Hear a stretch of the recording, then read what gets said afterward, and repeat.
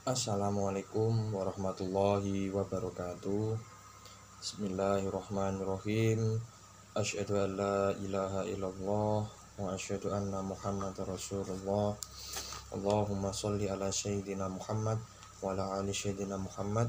Rabbi israhli sadri wa yassirli amri wahlul 'uqdatam min lisani yafqahu qawli amma ba'du. Bismillah, urusan anakku kelas 10 MANU Sidoarjo. Semoga apa yang kita pelajari pada pagi hari ini bisa bermanfaat di dunia wal akhirah. Syai'ulillahilahumul al-fatihah. Tak lupa juga kepada guru-guru kita MANU Sidoarjo yang telah wafat. Bismillah, khususnya ruhi arwahi para sesepuh guru-guru MANU Sidoarjo yang telah wafat. Allahumma firlahu warhamhu wa'afihi wa'fu anhu. Allahumma firlaha warhamha wa'afihi wa'fu anha. Allahumma firlahum warhamhum wa'afihi wa'fu anhum wa nakrim sulahum wa wasiman dakhalahum. Syai'lillahi lamul al-fatihah.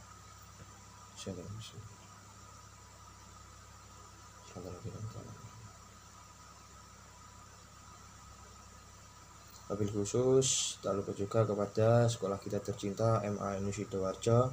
Semoga sekolah kita tambah barokah, tambah maju, tambah bermakna buat masyarakat. Syai'ulillahil lamul al-fatihah.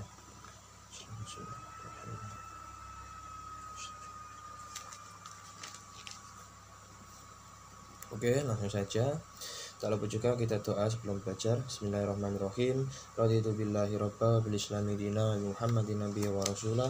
Rabbi zidni ilma warzuqni fahma waj'alni minal muslimin amin ya rabbal alamin.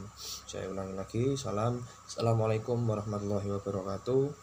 Pembelajaran daring mata pelajaran SKI Sejarah Kebudayaan Islam kelas 10 MANU Sidoarjo, dengan materi hambatan dan ringanan dakwah Rasulullah Shallallahu Alaihi Wasallam periode Mekah. Kita masuk pada pertemuan ketiga. Kemarin kita kan sudah membahas tentang pra-Islam, masa jahiliyah. Setelah itu strategi dakwah Rasulullah ke Mekah. Setelah itu, setelah kita membahas strategi dakwah Rasulullah periode ke Mekah, kita bahas juga hambatan dan rintangan apa saja yang dialami oleh Rasulullah SAW. Ya, kita masuk pada slide berikutnya.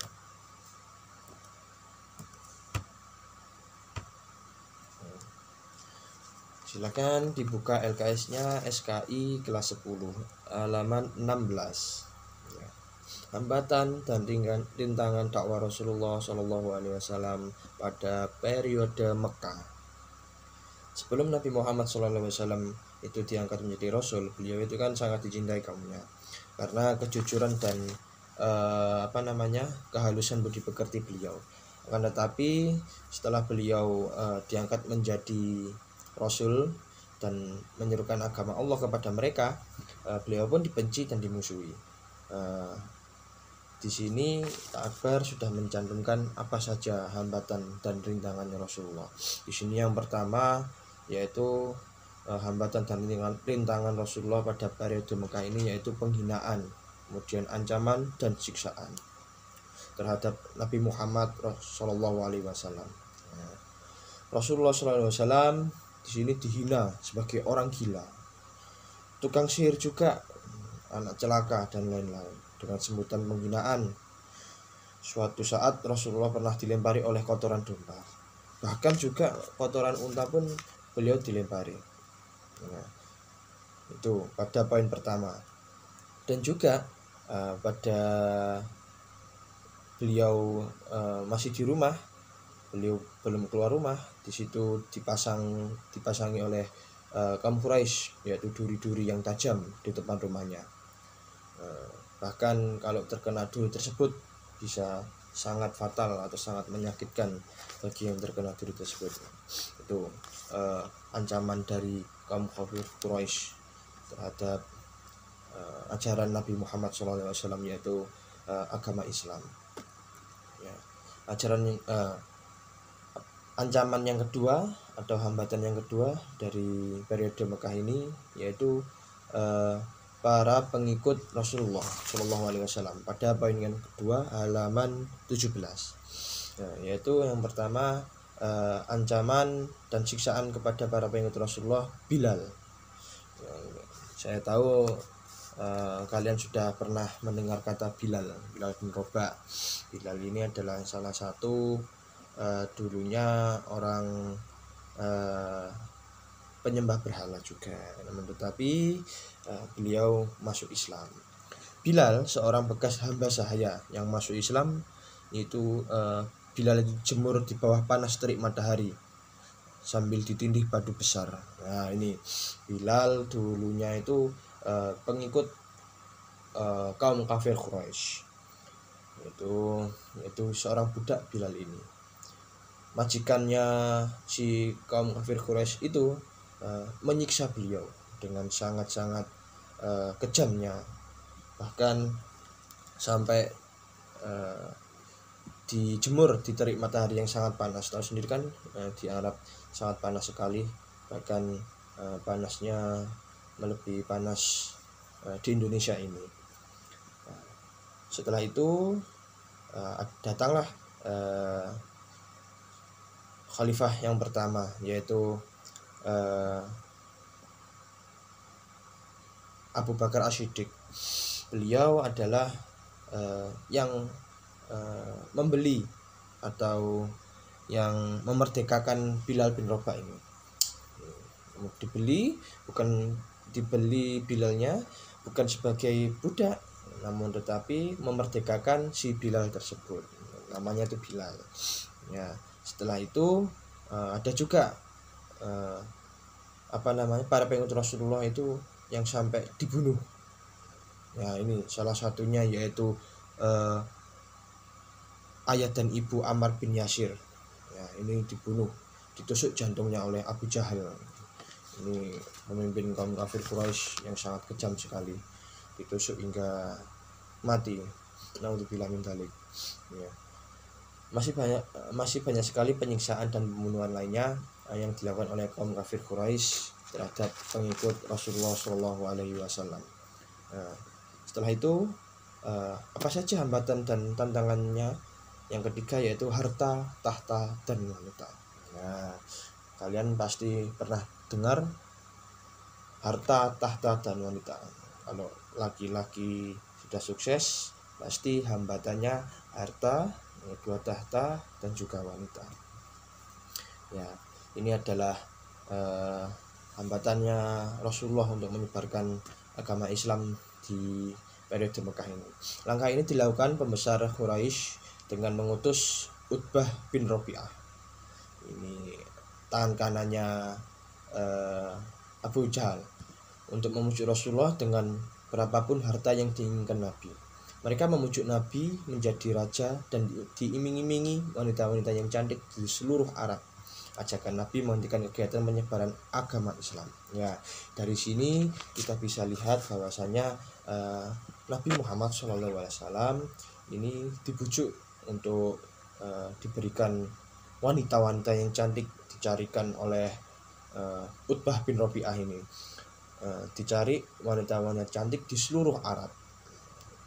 Otomatis Rasulullah tidak mau, karena itu menentang dengan ajaran agama Islam. Ya, setelah itu Rasulullah juga mau diberikan harta yang seperti apa, yaitu entah itu Rasulullah minta apapun akan diberikan, asalkan tidak menyebarkan agama Islam pada waktu periode Mekah ini. Ya, setelah itu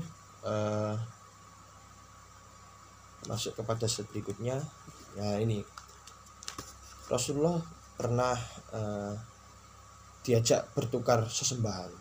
Maksudnya kaum kafir Quraisy ini menawarkan Nabi Muhammad SAW untuk bertukar sesembahan, di mana Nabi disuruh menyembah Lata dan Uzza. Ya, Lata dan Uzza kan di pertemuan pertama sudah saya jelaskan, itu sejenis berhala atau patung. Bisa kalian lihat ke pertemuan 1. Lanjut. Rasulullah disuruh menyembah Lata dan Uzza dalam beberapa hari. Perjanjiannya seperti begini. Dalam seminggu kaum Islam atau kaumnya Nabi Muhammad SAW itu seminggunya menyembah Lata dan Uzza. Setelah seminggu berikutnya baru menyembah agama Islam atau menyembah Allah Subhanahu wa taala. Ya, gantian si kaum kafir Quraisy mengikuti Rasulullah menyembah Allah, dan si Nabi Muhammad dan pengikutnya menyembah juga Lata dan Uzza. Itu sebaliknya juga. Dari sini turun juga Quran surat Al-Kafirun, surat ke-109 ayat 1 sampai 3. Yang pada intinya yang berbunyi untukmu agamamu dan untukku agamaku. Ya udah, itu agamamu terserah kamu mau berbuat apa, tapi jangan sampai bertukar sesembahan. Agamaku agama Islam, jangan disama-samakan. Nah itu baru akhirnya turun Quran surat Al-Kafirun ini ayat 1 sampai 3. Nah, dari sini kita bisa lihat bahwasanya hambatan dan tantangan Rasulullah SAW pada periode Mekah. Namun tetapi kalian bisa pelajari juga di LKS halaman 16 sampai 18 ini. Itu pada pertemuan ketiga ini singkat saja karena mencangkup